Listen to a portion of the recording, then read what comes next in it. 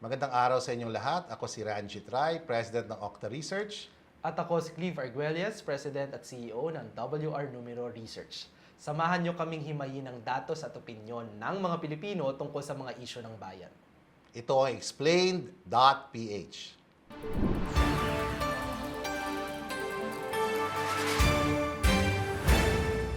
So, Prof. Ranjit, ano nga bang pag-uusapan natin ngayon dito sa Explain.ph? Well, I think today's topic will really focus on the ICC and why it's important for us to rejoin it, what are its functions, and what do surveys tell us about people's sentiments about the International Criminal Court. Right. So marami tayong pwedeng pag-usapan, no. Medyo maraming touch points itong issue ng International Criminal Court, no. But for quick background siguro, no, kasalukuyan na nasa Hague, no, nasa kustodiya ng International Criminal Court si dating Pangulong Rodrigo Duterte para sa sinampang kaso sa kanya na kanyang crimes against humanity Yes, nung panahon ng war on drugs, no. Yes. Both sa Davao hanggang sa mga early periods nung siya ay naging pangulo na ng Pilipinas. Sa dami ng namatay, may matibay na batayan kung bakit siya haharap sa isang paglilitis doon sa Hague, no, sa International Criminal Court. And I think yung isang important development din is that dapat magkakaroon ng isang confirmation of charges hearing nitong nakaraang September 23, but it was postponed. Yes. Before we dive into the Details, mga details, no, na-observe mo ba parang may mga sinasabi yung kampo ng abogado ni former President Rodrigo Duterte? Anong mga thoughts mo doon sa mga sinasabi nila na maaaring naaapi or maaaring hindi nababantayan ng maayos yung dating Pangulo? Yeah, I think that's a big issue, no? Because our Senate came out with a resolution asking for, in a sense, leniency, understanding. While I believe, no, that there's a space for that, given that he is of advanced age, I think it sends the wrong signal, in my view, because the ICC will not consider this in a sense, and it's not because I'm not thinking of the other side, I'm not sympathetic to the former president, but because in a sense, he's there for crimes against humanity, and when those people died because of that, that program, that campaign, that some say a reign of terror, no, there was no consideration given to victims. So asking consideration on his behalf might send the wrong signals. No? After all, we are a rule-abiding country. We're trying to find closure to this issue. There is a case, a strong case against him. Yeah. But on the other hand, there is the reality that if he's not physically able to defend himself, that's also a human rights issue by itself. And so we have to get the accurate information. No? I think government sent somebody, a former senator to check on. And of course, we have to give the benefit of the doubt to the defense lawyer, no, who's been saying that there are cognitive issues. We have to balance that out. But again, for an institution like the Senate to come up with an institutional resolution, I disagree, respectfully. While individually we may have our own perspectives, it was wrong for an institution of government to come out with a position on the issue, especially given the fact that thousands were victimized by this campaign of this anti-drug campaign. Many of them unjustly. That's just my position on the issue. Of course, I respect the Senate. They came out with a resolution. And I felt that many of them were not just because they truly believed in the resolution, but also because it was political. Right. And I think it's very important also to point out that ang International Criminal Court, no, bilang isang international body, may good track record naman yung ICC sa pangangalaga doon sa mga tao na nasa kustodiya nila, no. So hindi po 'yan kagaya ng, and sadly the reality is that yung mga kulungan sa ating bansa ay hindi ganyan yung standards at kalidad, no. Siguro din the disappointment with the resolution of the Senate is that it should have also been focusing on the conditions of humanitarian issues ng mga nakakulong sa ating mga sariling in our own prison systems, because marami din po na matatanda, of old age na, might be not physically able but Yeah. are kept because of the backlog of cases, hindi na re-resolusyonan. Pero yung ICC, no, medyo komportable po yung mga nasa kustodiya na yan. No? Hanapin nyo na lang yung mga images. No? So medyo may pagka-staycation naman ng kaunti yung style dyan. As a Prof said, no, itong proseso ng pagharap natin sa ICC ay isang proseso ng paghahanap na din ng closure Yes, para tama. national healing kasi nagkaroon ng patayan. Ngayon gusto natin magkaroon ng pananagutan and bago actually sa accountability or pananagutan, gusto natin ng truthfulness, ng Yeah. katotohanan. In fact, sa WR numero survey, no, ito ay isinagawa noong April 2025, na tutunan natin na 61% ng mga Pilipino ang nagsasabi na para sa kanila mahalaga yung ICC trial, yung mismong investigasyon at paglilitis ng ICC bilang paraan ng malaman natin yung buong katotohanan sa nangyaring drug war. Kasi international body yan eh. Hindi yan kasali dun sa mga politika dito. Kasi Yeah. kung ang investigasyon, alam nyo na, pag dito yan ginawa, no? Oo. Halimbawa, may konting politika. Although, yung investigation ng Quadcom noong nakaraang kongreso, mahusay yon, no? Na nabusisi. Pero maganda din na may impartial, independent na body at karamihan ng mga kababayan natin naniniwala na this is a step, this is a good step to uncover the truth in the first place on what really happened. Yeah. Ako, gusto ko dagdagan yung sinabi mo na former President Rodrigo Duterte, it's assumed and I think it's factual that he's being taken care of very well by those who are keeping him in The Hague. No? So his rights are protected and he's getting the best medical support apparently. A second thing is that we have to emphasize sa ating mga kababayan, he's innocent until proven guilty. There are charges against him now, but we have to, the courts here and in The Hague are assuming that he is innocent. So, wala tayong sinasabi about his innocence and guilt now. But the thing is, kailangan talaga dumaan sa paglilitis eh. Now, kung nangyari sana dito, di ba? Hindi na kailangan siguro sanang dalhin pa sa The Hague. Kaso hindi nangyari. And for many years, hindi nga nangyari. And that says something about our judicial system, di ba? Na dito, ang simpleng tao, ay mabulok ka sa kulungan. Pag malakas kang tao, syempre, pagbibigyan ka. Di ba? Mayroong konsiderasyon, house arrest, hospital arrest. So, alam mo, pag ganyan, talagang mangyayari sa ating sistema. No? Alam mo, ang WR, isa sa mga tanyag na survey firms yan. No? Kami rin tanyag kami, ang Okta. Mas tanyag. Oo. Ang lumalabas sa amin, April 20 to 25, 85% ng ating mga kababayan narinig na, nabasa na, may nakita na tungkol sa ICC. So, mataas. Only 13% ang unaware. Okay? Number 2, anong pinaka-importante na malapit doon sa number ng WR numero. 57% ng ating mga kababayan support the Philippines rejoining the ICC. About 37%, malaki rin yan, are opposed, no? Pero 57%, sa inyo 61, sa amin 57, no? So, ibig sabihin, malawak ang kamalayan ng publiko tungkol sa ICC at karamihan, kasi 57, a majority, karamihan ng mga Pilipino ay pabor sa muling pagsali sa ICC. So, I think that's the key issue dito eh. Bakit hindi pa tayo sumasali, di ba? Lalo na given the fact na hindi lang naman si President Duterte ang most likely litisin, meron pang ibang mga kasama, no? Yung mga nag-implement na maaari, no? Na maimbitahan. For example, ang isang malaking suspicion si Senator Bato ang susunod, no? Sana naman marespeto yung rights ni Senator Bato. Pero marirespeto yung rights na yan kung member tayo ng ICC. Kasi pag member na tayo ng ICC, hindi basta-bastang pwedeng i-rendition si Senator Bato. Dadaan ho sa ating court system yan bago dalhin sa The Hague. So, extraordinary talaga ang pagdalan kay former President Duterte sa The Hague. Sana hindi na maulit yon. But the only way forward, Cleve, is for us to listen to public sentiment. Let's rejoin the ICC.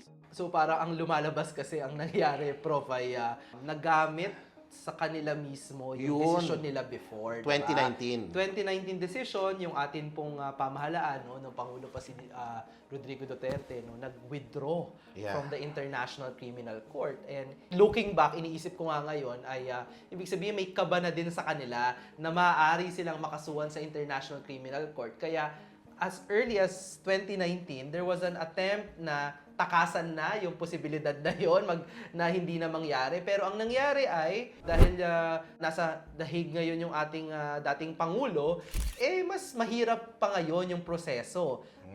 Kung tayo ay nanatiling member ng ICC, mas marami sana yung mga kanilang nire-raise ngayon, mas marami sanang channels to be able to make those representation. Halimbawa, the Philippine Senate, hindi lang sila maglalabas ng resolution, maaari talaga siguro silang make ng representation, makipag-usap dun sa International Criminal Court if they have concerns.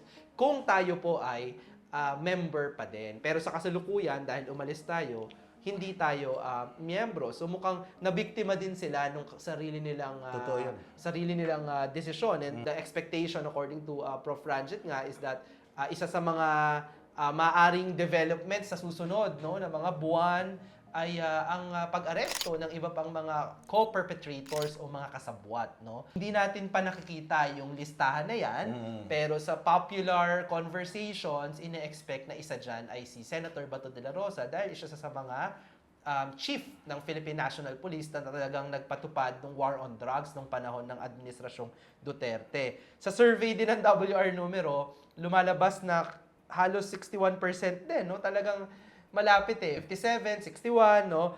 Majority. Sabi, 61% din ang nagsasabi na naniniwala sila na dapat ipagpatuloy ng ICC yung pag-arrest sa mga co-perpetrators o mga kasabwat dito sa usapin na ito. You said, Prof. Ranjit, na majority supports the return to the ICC, no? Pero why? Ano kayang mga rason kung bakit yan magiging maganda para sa ating bansa? Well, unang-una, no, sa pangkalahatan, yung International Criminal Court, isang rehimen yan, no, isang global body yan na maraming bansa na kasama. I like to build on what you said na kung sana membro tayo ng ICC, baka na-prevent yung pagdala ni President Duterte sa The Hague. Kasi doon pa lang sa local courts, baka hindi na pinayagan yung warrant na yun Pero hindi kasi tayo kasama di ba? So walang protection, no? Ibang batas ang ginamit ng ating gobyerno para dalhin siya doon. Pero kasalanan natin kasi umalis tayo. So number one, malaking pagkakamali para sa akin, no? Na umalis tayo noong 2019. Ang pagbabalik sa ICC ay nagpapakita na seryoso ang Pilipinas sa pagtanggol ng karapatang pantao at pagpapatupad ng batas. Ang pagbalik natin, no, sa ICC, sa Rome Statute, no, kailangan natin isipin siya na advantage para sa ating kababayan kasi dagdag protection yan. Lalo na kapag yung mga korte natin dito ayaw gumalaw. And yung mga crimes against humanity. Krimen against isang katauhan, no? It's really serious crimes, no? And so ang number one advantage niyan talaga is if we mean what we say and say what we mean about human rights, rule of law, then it's important for us to rejoin the ICC kasi it's a community of nations who believe in the same set of values, di ba? As member state, the country would be aligned with the global system that seeks to prevent and prosecute the most serious or most heinous crimes, no? Number two, lalakas pa yung domestic court system natin kasi may katulong na siya. Kung ayaw ng korte dito sa local natin, sa national, may challenges. Nahihirapan dahil sa politika, tinatakot yung mga judge, o yung judicial system natin hindi capable, meron tayong ICC na matatakbuhan for these very serious crimes. Hindi naman to petty crimes Crimes against humanity to, genocide, etc. Naniniwala ako sa sinabi ni Clive na nag-uusap kami before na taking us out of the ICC in 2019 was a very, very big mistake. Nasira yung kredibilidad natin bilang isang demokrasya, bilang isang bansang pinaglalaban, no, ang karapatang pantao, ang accountability, no, ang rule of law, no. So it's important for us to rebuild that trust sa community by going back to the ICC. Last point, no, last few points. Pag nag-join tayo sa ICC, hindi lang yung mga crimes against humanity and our politicians who do this ang accountable. By going back to the ICC, we're protecting rights ng ating mga OFWs na we have millions around the world. So, kunyari may OFW na naging biktima ng crimes against humanity sa ibang bansa, pwede siya magsumbong. Pwede tayong pumunta sa ICC para i-prosecute yung mga politiko doon, no? Aside from that, and this is I think the final point, if we mean what we say about ending impunity, if we mean what we say about ending karahasan, then I think the logical standpoint, di ba, sa talking points natin, is mag-rejoin tayo ng ICC. Ito na yung end, no? Nandiyan na yung kaso ni kay President Duterte. He's innocent until proven guilty. We don't know. He might be able to win this case. But the other important thing is for us to rejoin. Yes. And if we mean what we say about ending impunity, the logical conclusion would be to rejoin the ICC. I completely agree, no? Talagang yun yung logical conclusion nito na bumalik tayo sa International Criminal Court dahil na din sa lahat ng sinabi ni Prof. Ranjit, but also iniisip ko lang sa isang ordinaryong Pilipino, lahat tayo sa pamilya natin, kamag-anak natin, merong overseas Filipino Yes, or may tama. OFW. Kaya actually yung international law, yan pong mga batas na pandaigdigan, kakampi natin yan. Yan, Kasi tama. dyan tayo tumatakbo kapag may naaabuso sa atin, sa ibang Naaapi. bansa, Oo, tama. naaapi, hindi na gagalang ang karapatang pantao natin. So, actually, no, para lang na kung sa ibang bansa ay gusto natin na napoprotektahan yung ating mga karapatang pantao bilang mga Pilipino, bilang mga mamamayan ng daigdig, no? Ito din yung isang pagpapakita na seryoso po tayo bilang bansa na ginagalang natin yung international law. Human rights, Magpapakita sa atin sa mga iba't ibang bansa na tayo ay isang bayan na moderno, Yeah, naniniwala tayo sa karapatang pantao, tinatalikuran natin yung karahasan Yes. bilang pamamaraan ng pamumuno. No? Tama. Kasi may kinalaman din yan sa mga investments, may kinalaman din yan sa mga negosyo, di ba? Hindi naman tayo dadayuhin ng ibang mga negosyante o kahit ng mga turista Kung hindi pinoprotektahan hindi yung pinoprotektahan ng ang human rights. And nakikita natin, ating mga kababayan, 53%, they say that they trust the ICC. So, talagang logical lang. May public support for us to rejoin the ICC. And 66% also in the same survey ang nagsabi na naniniwala sila na yung pamahalaan, yung gobyerno natin ay dapat na makipagtulungan sa ICC, no, Yeah. to cooperate. So I think lahat ng sinasabi natin dito, public sentiment man, public opinion man, o mga other reasons pa, no, reasons of public international reputation natin, rights of overseas workers, pinapakita na walang ibang dapat nang gawin kundi tayo ay bumalik, no, doon sa International Criminal Court, no. At kahit pa yung mismong mga akusado kagaya ng dating pangulo, this is also to their advantage, di ba? Yeah. Hindi kailangan maging politika yung batayan dito sa usapin na ito, no? Yeah. Kasi parang Hustisya to eh. win-win Jose. for all, Yes, di ba? I think so. For all of the parties involved. Yeah, and you know, hindi loko na ang daming namatay. Until today, I was invited to a meeting na I couldn't attend this morning, talking about those who were victims of the war on drugs and the issue of transitional justice, reparations. Ang goal natin dito, hindi gawing biktima si President Duterte, kung hindi, tigilin yung karahasan. Sana hindi naman ito maulit muli, no?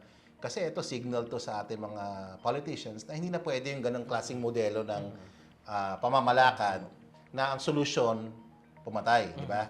Let's be clear, no? Both Cleve and I agree that the president is innocent as of the Yan ang rule of yan law, ang rule of diba? law natin. Naniniwala tayo na innocent siya until he is proven guilty. And he's given a day in court now. Whether he's physically ready to do that, that has still to be determined. And we will respect whatever the courts suggest. No, I personally really hope that he improves, his health situation improves.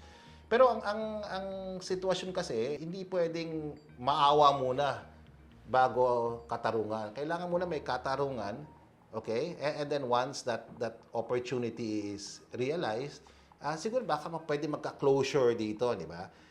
The next step, of course, is malaman kung sino talaga yung biktima.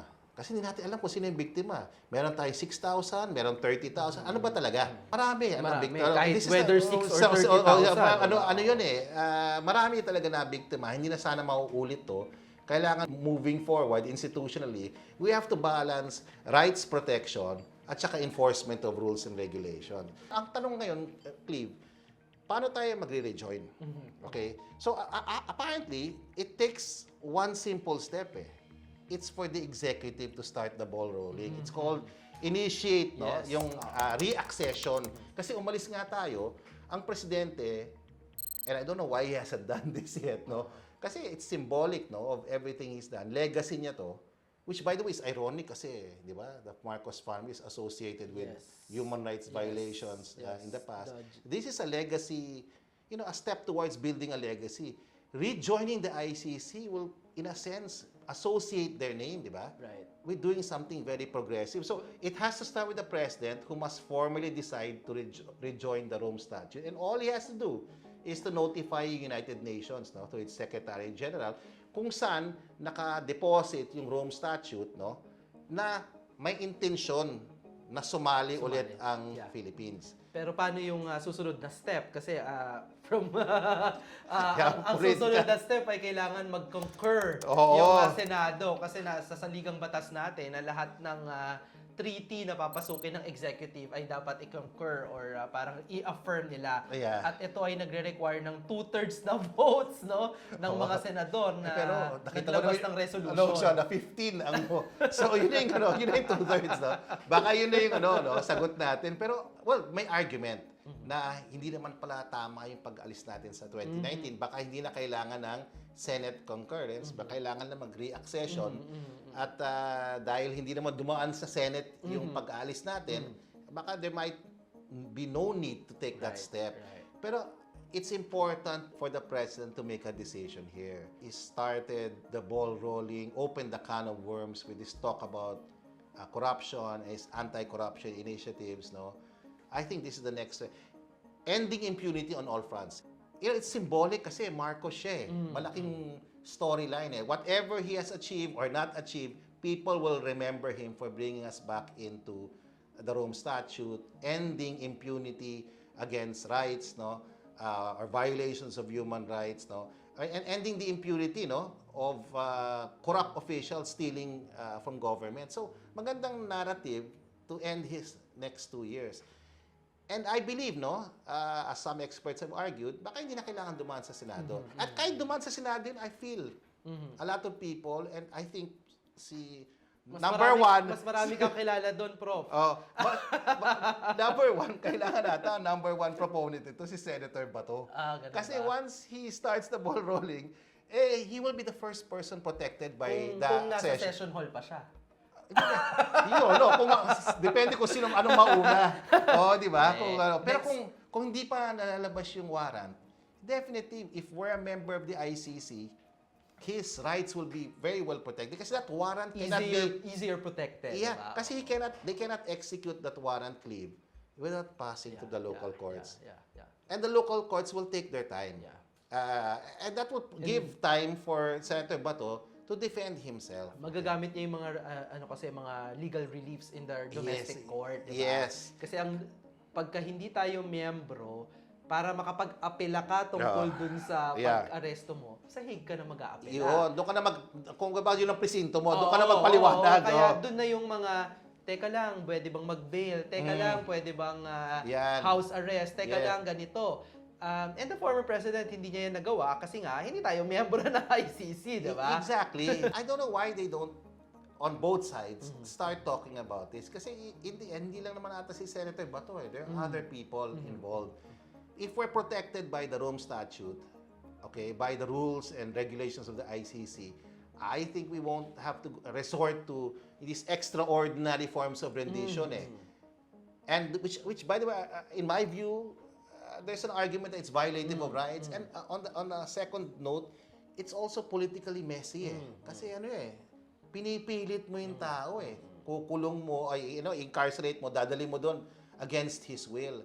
So, pangit rin bilang bansa na ganyan ang style natin, di ba? Mas maganda sana kung miyembro na tayo, and in the particular case of Senator Bato, he can avail of all these remedies provided by the protections institutionalized in our membership as in the International Criminal Court. But for now, no, dahil magiging inaantay nga natin yung proseso na sana pumasok sa agenda ni Pangulong Bongbong Marcos yung pag-join sa ICC. Siya yung magti-trigger eh. Yeah, siya yung trigger eh. Siya yung magti-trigger eh, no, na but for now, no, yung panawagan that the president comes home, siguro mas important that he face the charges against him, no? Yun po ay oportunidad din na siya ay makapagpaliwanag dun sa international court, no? Innocent until proven guilty, pero dapat harapin, no? Yung Yeah. akusasyon, yung Yes. pagiging accused niya. And in both our surveys, no, malinaw naman na ang ating mga kababayan, they want the former president, no, to personally face his charges, no. That's 62% in WR Numero survey. Face the case, face the charges, stand against the trial. And dahil nga hindi po nangyari dito sa korte sa ating bansa, no, doon nangyayari yung investigasyon at paglilitis. Harapin, no. Kung kayo po ay naniniwala na malakas ang ebidensya na maabsueldo ang dating Pangulo o malakas ang ebidensya na siya ay makulong, no, makonvict, no, parehas po yan, dadaan dapat dun sa paglilitis. Ito, ano na to, no, we agree to disagree na Yeah, dito, oo, diba? okay lang yan, oo. But what we agree on is that, one, the process should go on. Yes. Second, we must rejoin the ICC. Yun. And on both counts, the Filipino people are saying that they support these two things. Yeah, as we well. have data to say, as far as the first quarter is concerned, that many Filipinos see the value of the ICC, they're aware of it, and that majority, at least in our survey, it's 57%. In Octa, it's 57%. In WR, it's around 61%. Yes. Agree that we need to rejoin the ICC. We've argued na it is to our advantage to rejoin the ICC. There are many advantages, both political, social, and of course, moral advantages to joining the ICC. Maraming salamat sa pagsama sa amin. Muli ako si Ranjit Rai, President ng Octa Research. At ako si Cliff Arguelles, President at CEO ng WR Numero Research. Samahan nyo kaming magsaliksik at makialam sa mga isyu ng bayan, datos ang ating sandigan dito sa Explain.ph.